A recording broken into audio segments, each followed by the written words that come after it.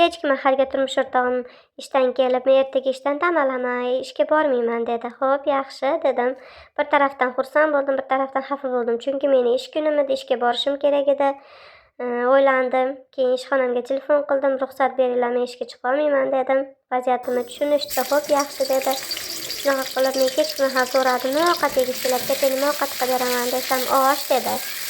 Meni dam olishimni eshitib albatta turmush o'rtog'im xursand bo'ldi. Ertalabdan men osh qilishga kirishdim. Turmush o'rtog'imga aytdim, bolalarni siz bog'chaga tashlab keling, men siz kelgunicha oshlarni tayyorlab turaman dedim. Xo'p, yaxshi deb bolalarni olib chiqib ketdi. Men shunaqa qilib piyozlarimni, go'shtlarimni, sabzilarimni chiroyli qilib qovurdim. Men hamisha ovqat boshlaganimda birinchi navbatda piyoz tashlayman, keyin go'shtlarni tashlayman. Chiroyli qovurilib bo'lgandan keyin suvlarini quyib qaynatdim. Qaynab chiqqandan keyin guruchimni soldim. Guruchimni solib chiroyli qilib dam yegizdim. Oshim albatta maqtaydigan darajada chiroyli chiqdi, chunki bunaqa oshdan men ko'p damlayman. Meni o'zi asli hobbiyim, meni yaxshi ko'rgan mashg'ulotim ham shu ovqat pishirish, shirinlik pishirish, shunaqa narsalarni yaxshi ko'raman.